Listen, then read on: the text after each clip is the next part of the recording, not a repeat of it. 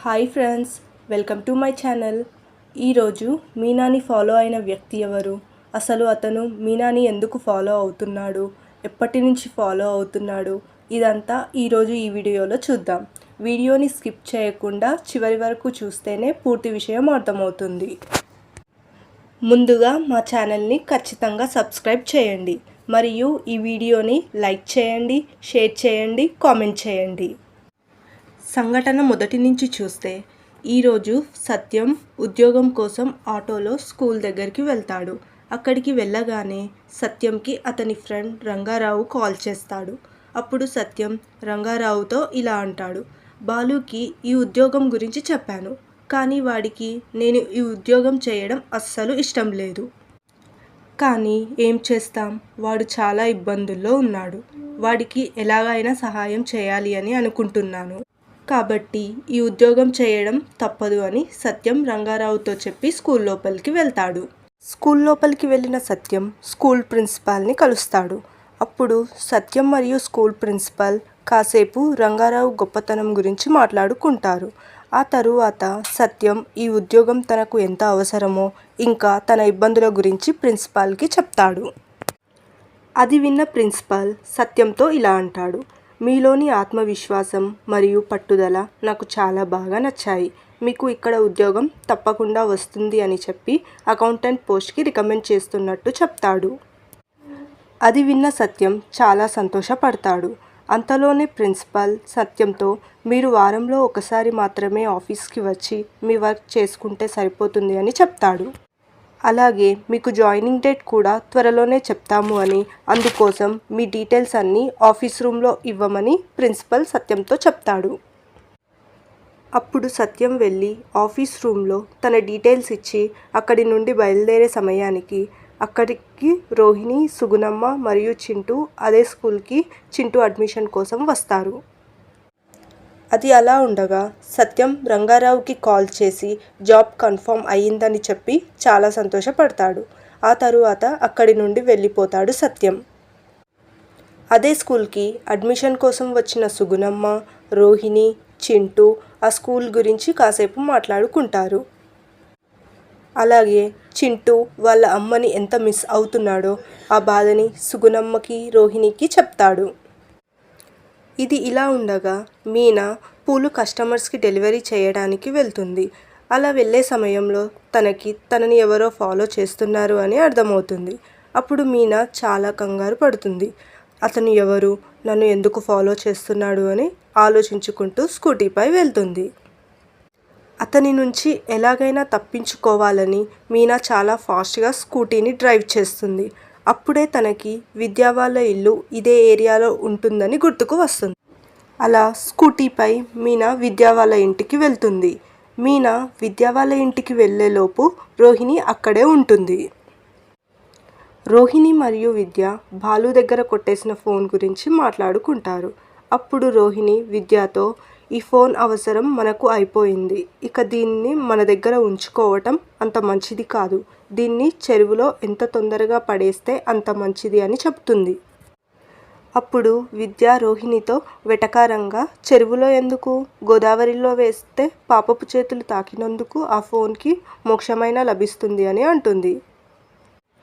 అప్పుడు రోహిణి విద్యని, నువ్వు చాలా ఎక్కువగా మాట్లాడుతున్నావు, కాస్త తక్కువగా మాట్లాడితే బాగుంటుంది అని అంటుంది.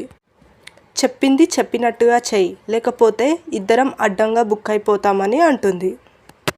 అప్పుడు విద్య రోహిణితో, సరేలే, నువ్వు చెప్పింది చెప్పినట్టుగానే చేస్తాలే అంటుంది. అంతలోనే డోర్ సౌండ్ అవుతుంది. అప్పుడు విద్య రోహిణితో సరదాగా, మీనానే అయ్యుండొచ్చు డోర్ తట్టేది అని అంటుంది. అప్పుడు రోహిణి, వెళ్ళి డోర్ తీస్తేనే కదా తెలిసేది వచ్చింది ఎవరో అని అంటుంది. అప్పుడు విద్య వెళ్ళి డోర్ ఓపెన్ చేస్తుంది. డోర్ ఓపెన్ చేయగానే మీనా కనపడుతుంది. మీనాని చూసిన విద్య చాలా కంగారు పడిపోతుంది. ఆ సమయంలో బాలు యొక్క మొబైల్ విద్య చేతిలోనే ఉంటుంది. విద్య డోర్ ఓపెన్ చేసేదే ఆలస్యం. మీనా హడావిడిగా చాలా కంగారుగా లోపలికి వస్తుంది. తనని ఎవరో ఫాలో చేస్తున్నారు అని, తనకు చాలా భయంగా ఉంది అని చెప్తుంది. అసలు తను ఎవరో, తనని ఎందుకు ఫాలో అవుతున్నారో తనకు ఏమీ అర్థం అవ్వటం లేదు అని తను చాలా భయపడిపోతుంది. అప్పుడు రోహిణి మరియు విద్య, మీనా నువ్వేం కంగారు పడకు, నువ్వు చాలా ధైర్యంగా ఉండు, మేమిద్దరం వెళ్ళి చూస్తాము వచ్చింది ఎవరో అని అంటారు. అప్పుడు రోహిణి మరియు విద్య బయటికి వెళ్ళి చూస్తారు, కానీ అక్కడ ఎవరూ ఉండరు. అదే విషయాన్ని మీనాతో వచ్చి చెప్తారు. అలా అక్కడ ఎవరూ లేరు అని చెప్పినప్పటికీ మీనా చాలా కంగారు పడిపోతుంది. అప్పుడు రోహిణి మీనాతో నువ్వేం భయపడకు మీనా, ఇలా కూర్చో అని చెప్తుంది. అయినప్పటికీ మీనా కంగారుగానే ఉంటుంది. అప్పుడు రోహిణి లోపలికి వెళ్ళి నీళ్లు తెస్తాను అని అంటుంది. రోహిణి మీనాకి నీళ్లు తీసుకురావడానికి వెళ్ళిన సమయంలో బాలు యొక్క ఫోన్ మీనాకి ఎదురుగానే ఉంటుంది. కానీ మీనా దానిని చూడలేదు. మీనా నీళ్లు తాగే సమయంలో రోహిణి బాలు ఫోన్ని పిల్లో కింద దాచేస్తుంది. ఇక చేసేది ఏమీ లేక మీనా అక్కడి నుంచి వెళ్దాము అని అనుకుంటుంది. అప్పుడు మీనా రోహిణిని నువ్వు నాతో వస్తావా అని అడుగుతుంది. అప్పుడు రోహిణి నేను రాలేను, నాకు పార్లర్లో కాస్త పని ఉంది అని అంటుంది. అప్పుడు మీనా రోహిణితో సరేలే నేను వెళ్తాను, ఈ విషయం గురించి ఇంట్లో వాళ్ళెవరికీ చెప్పకు, కంగారు పడతారు అని చెప్తుంది. దానికి రోహిణి సరే అంటుంది. మీనా వెళ్ళిన వెంటనే రోహిణి విద్యాని చాలా తిడుతుంది. బాలు ఫోన్ని దాచిపెట్టమని చెప్పాగా, ఎందుకు అలా ఎదురుగా పెట్టావని తిడుతుంది. ఈరోజు ఎలాగైనా చెరువులో పడేయాలని చెప్పి గట్టి వార్నింగ్ ఇచ్చి రోహిణి అక్కడి నుండి వెళ్తుంది. ఇది ఇలా ఉండగా బాలు తన ఫ్రెండ్తో బర్త్డే కేక్ కటింగ్ చేస్తుంటారు. అంతలోనే తన ఫ్రెండ్ తమ్ముడు అక్కడికి వస్తాడు. అతను ఎవరో కాదు, మీనాని ఫాలో అయిన వ్యక్తియే. బాలు ఫ్రెండ్ తన తమ్ముడిని బాలుకి పరిచయం చేస్తాడు. అలాగే తను ఒక అమ్మాయిని ప్రేమిస్తున్నాడు అని చెప్తాడు. ఇక్కడే అదిరిపోయే ట్విస్ట్ ఏంటి అంటే ఆ వ్యక్తికి ప్రేమించేది ఎవరినో కాదు, మీనానే. ఆ విషయం బాలుకి తెలియదు. అలాగే తను ప్రేమించే అమ్మాయి బాలు భార్య అని తనకి తెలియదు. ఈ విషయం తెలియక ఇద్దరు మీనా గురించి మాట్లాడుకుంటారు. బాలు వాళ్ళ ఫ్రెండ్ వాళ్ళ తమ్ముడు బాలుని ఆ అమ్మాయిని ఎలా లవ్లో పడేయాలి అని అడుగుతాడు. బాలు ఆ వ్యక్తి ప్రేమించేది మీనానే అని తెలియక ఉచిత సలహాలు చాలా ఇస్తాడు.